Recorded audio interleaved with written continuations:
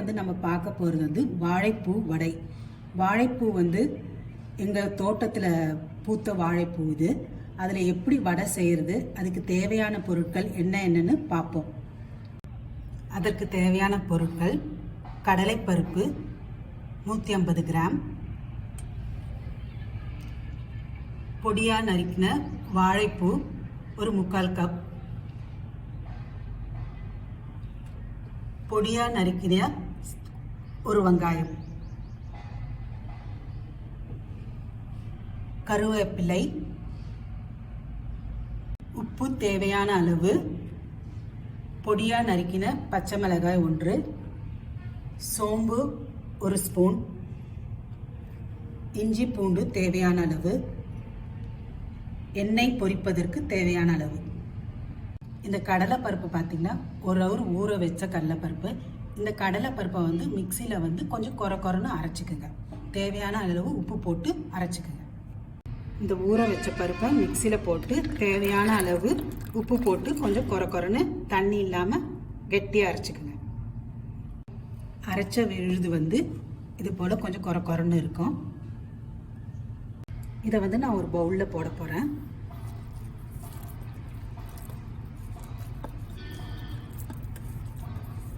இந்த அரைச்ச விழுதில் வந்து வாழைப்பூ,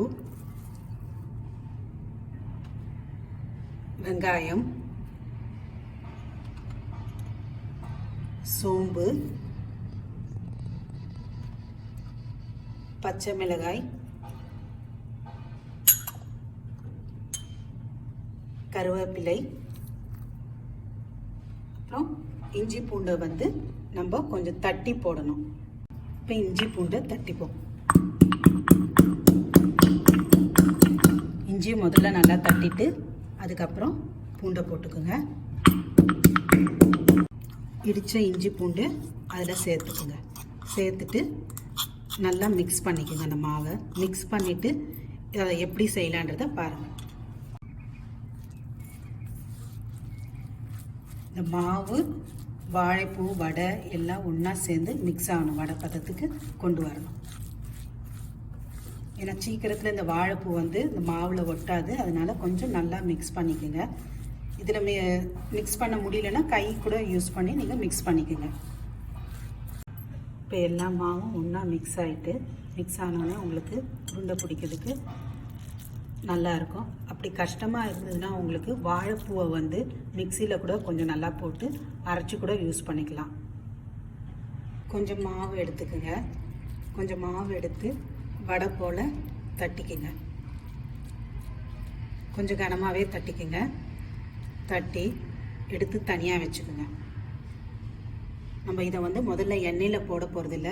இது மாதிரி நிறைய தட்டி வச்சு நான் வந்து ஸ்டீம் பண்ண போகிறேன். ஸ்டீமரில் வச்சு முதல்ல ஸ்டீம் பண்ணிவிட்டு அதுக்கப்புறம் தான் ஆயிலில் ஃப்ரை பண்ண போகிறேன்.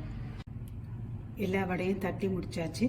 தட்டி முடித்த உடனே இது மாதிரி இருக்கிற ஸ்டீமரில் வந்து கீழே வந்து கொஞ்சம் லேசாக ஆயில் தடவிடுங்க. எதுக்குன்னா இது ஒட்டாமல் வர்றதுக்காக கொஞ்சம் லேசாக ஆயில் தடவிடுங்க. தடவி முடித்த உடனே நம்ம செய்து வச்சுருக்கோம்ல வடை, அந்த இதை வந்து ஸ்டீமரில் வச்சுருங்க.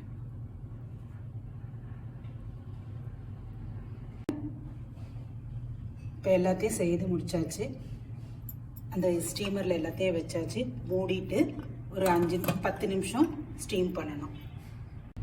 இப்போ பார்த்தீங்கன்னா ஸ்டீம் பண்ணியாச்சு. ஸ்டீம் பண்ணோன்னே எடுத்து காட்டுறேன் பாருங்கள். உங்களுக்கு உடையாமல் இருக்குது. இந்த இதை தான் வந்து ஒரு 2 மினிட்ஸ் வந்து ஆற விட்டுருங்க.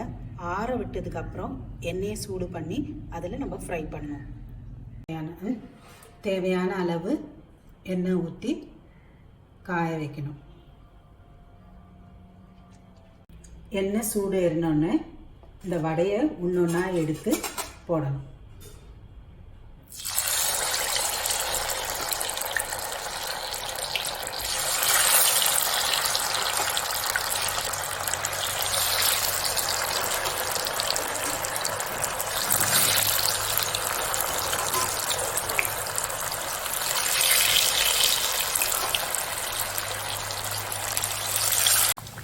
பார்த்திங்கன்னா நல்லா பொரிஞ்சு இருக்குது.